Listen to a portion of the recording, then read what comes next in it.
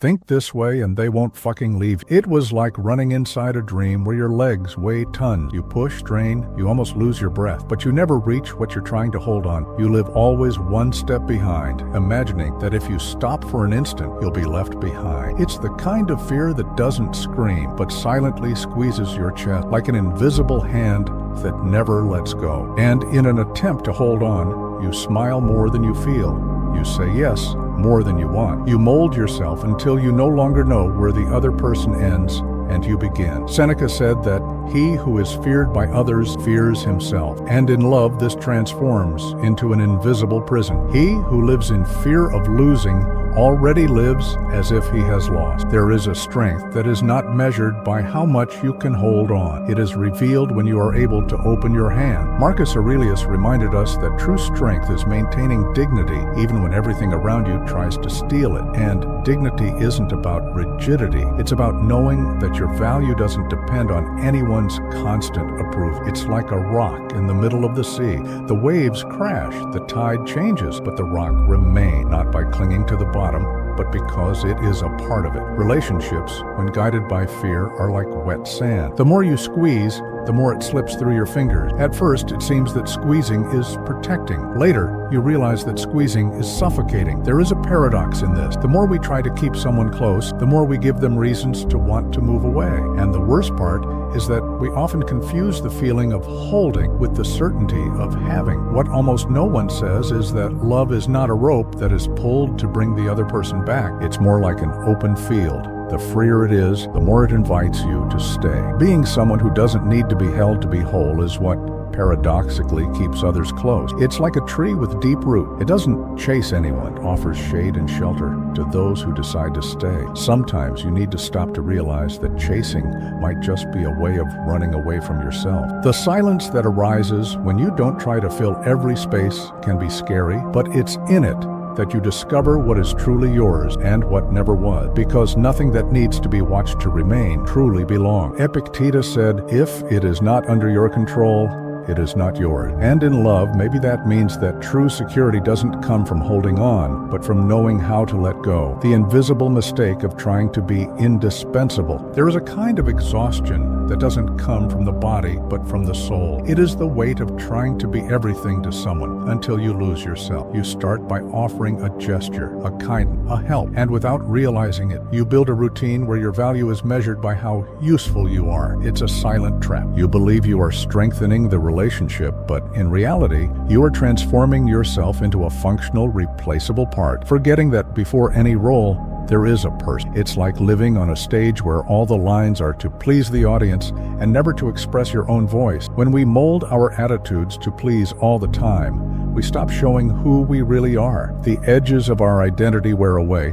and the other person starts to see only the mold we created, not the essence we carry. There is a dangerous moment in this. You stop being seen as someone with whom to build a life and start being treated as a resource, a practical solution to problems. And love, which was once an encounter, transforms into a tacit contract. As long as you are useful, you will remain. Stoicism reminds us that what does not depend on us cannot be the basis of our peace. If you're placed beside someone only exist while you serve an external purpose, then your permanence is in the hands of chance and the needs of others. Seneca warned that whoever lives to please everyone ends up pleasing no one, not even himself. It's like carrying water in a sieve. The effort is immense, but the result always escapes. Think of the relationship as a flame. The heat it generates does not depend only on who feeds it with wood, but also on who remains to feel the warmth. If you dedicate yourself only to feeding the fire, forgetting to warm yourself, one day you will realize that you have burned all the reserves you had and were left alone in the cold. Being indispensable can seem like security, but in fact it is a gilded cage, a prison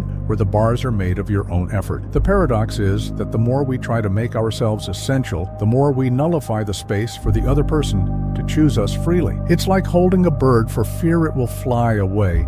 You hold it for a moment, but you end up hurting its wing. In the end, neither the bird remains, nor do you get to feel the beauty of the flight. When your presence is worth less than your function, there is a silent moment when the truth is revealed. It doesn't come with arguments or dramatic breakup, but with a void that settles in the other person's gaze. It's when you realize that little by little, You have stopped being seen as a person and are perceived only as what you offer. Your presence is no longer sought for who you are, but for what you solve, for what you provide, for what you supply. It's as if love has been exchanged for an invisible trading current, and when that currency loses value, you also lose your place. The difference between being loved for who you are and being loved for what you offer is profound. In the first case, there is encounter, recognition, reciprocity. In the second, there is a dependence on functions, and functions have no soul. Functions can be replaced. This realization is painful because it dismantles the idea that if I dedicate myself enough,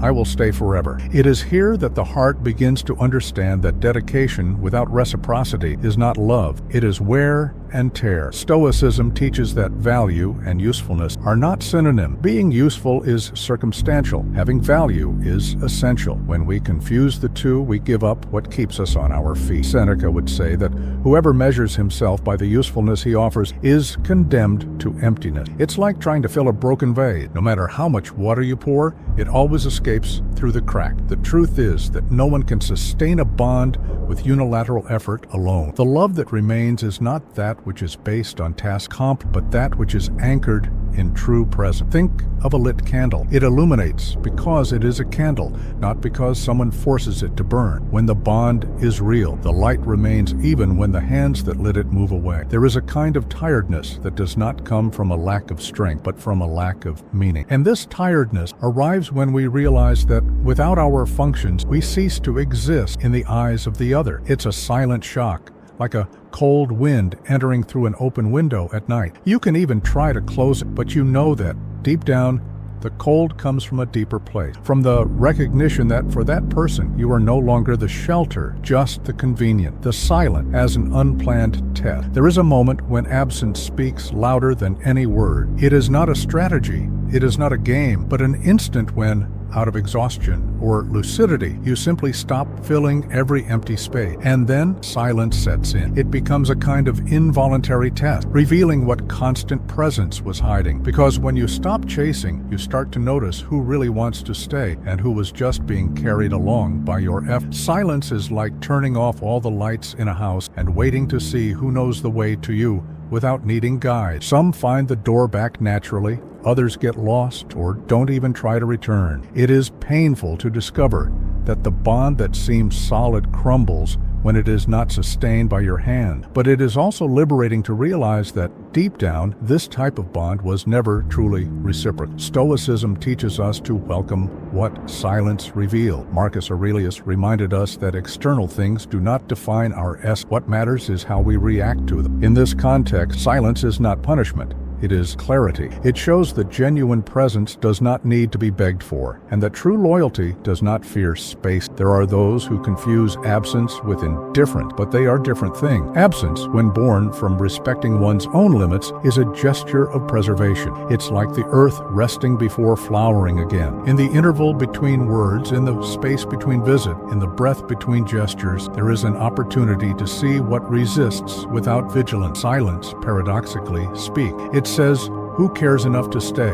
Who knows how to wait? Who has the courage to cross the empty space? And perhaps more importantly, it tells you if you are willing to continue holding up what only stands because you do not allow it to fall. Sometimes discovering that something doesn't stand on its own is painful, but it is in this recognition true freedom begins. Emotional autonomy, presence that doesn't beg. There is a quiet strength in remaining without begging for attention, a strength that is born not of pride, but of the awareness that no bond should be maintained at the cost of one's own dignity. Emotional autonomy is not detachment, it is whole presence. It is being by someone's side without bowing to the fear of loss, like a tree that remains in the same place, firm even when the wind tries to bend its branches. Stoicism reminds us to always return to what is under our control. Dignity, clarity, and boundaries are in our hands. The feelings of others are not. Marcus Aurelius wrote that our peace cannot depend on anything external, and in love, this means that the bond must be sustained by the genuine desire to stay, not by the constant effort to prevent them from leaving. When the relationship is based on a balance like this, each person stays because they want to, not because they have to. There is a unique serenity in observing what happens when you don't try to correct silences or cold gestures. Instead of rushing to close every gap, you allow yourself to just exist and feel. It's like standing on the edge of a lake and watching the waves form without diving in to try to control them. At first, the impulse is to act, to fill, to fix. But over time, you realize that many waters calm down on their own, and others will never calm down. And that's okay. This autonomy is not cold. On the contrary, it is the space where love can breathe. Because love that begs becomes dependent, and dependence creates anxiety, vigilance, insecurity. However, love that is born from freedom is light and lasting, like the flight of a bird that returns because it wants to, not because it is kept in a cage. Epictetus said that freedom is the only good that cannot be given, only preserved. Emotional autonomy is this preservation. It is the deep understanding that you are whole before any bond, and that any worthwhile bond needs to recognize and respect that wholeness. When presence doesn't beg, it invites, and whoever comes by choice. When letting go is what keeps them close. There is a human instinct to hold on to what we love as if the simple act of squeezing were enough to prevent it from escaping. But in reality, it is in that squeeze that we often lose. Love, when healthy, is not a rope that pulls. It is a space that embraces. Seneca said that nothing is lost more easily than what is guarded with fear. Guarding with fear is turning the bond into a cell, and no one remains where there is no freedom to breathe. Epictetus reminded us that if it is not under your control, it is not yours. In love, this means that the other's permanence does not depend on vigilance, but on choice. And the choice is only true when it is born of will, not of obligation. That is why letting go many times is the safest gesture for something to remain. When you let go, what returns is because it wants to stay. What does not return was never truly yours. Imagine a garden. If you step on it every day to check if it's growing, you end up suffocating the life you want to protect. Its beauty flourishes better when there is space, light, and time. Relationships follow the same logic. The more you respect the natural space for growth, the more they strengthen. Approaching is not watching, it is nurturing. There are those who confuse lightness with indifference, but the difference is in the intention. Lightness is born from trust, from the understanding that you don't need to prove your worth every instant to be loved. It is being by someone's side like the river that runs alongside the bank in constant motion, but always present. In the end, the strength that keeps someone by your side is not pressure. It is the serenity of being whole alone, because whoever finds someone who remains even without being held discovers a love that does not depend on fear to exist. And that is the kind of love that not only stays, it flourishes. Love is not sustained by the weight of control, but by the lightness of freedom. There is a silent wisdom in understanding that for something to flourish, it needs space. Not the space of distance, but of respect. The space where each one can exist as they are, without needing to fit into the other's mold to be accepted. Seneca said that possession is a fragile illusion, because what depends on fear to remain is already condemned to leave. What keeps people close is not constant vigilance, but the feeling that being there is a privilege, not an obligation. When we become whole alone, we offer the other person a safe place to rest, not a place from which they need to flee to breathe. It's like a house lit up at night. Whoever wants to enter knows they will be welcome, but no one is obliged to stay. Stoicism invites us to exchange the impulse, to hold on for the exercise of trusting,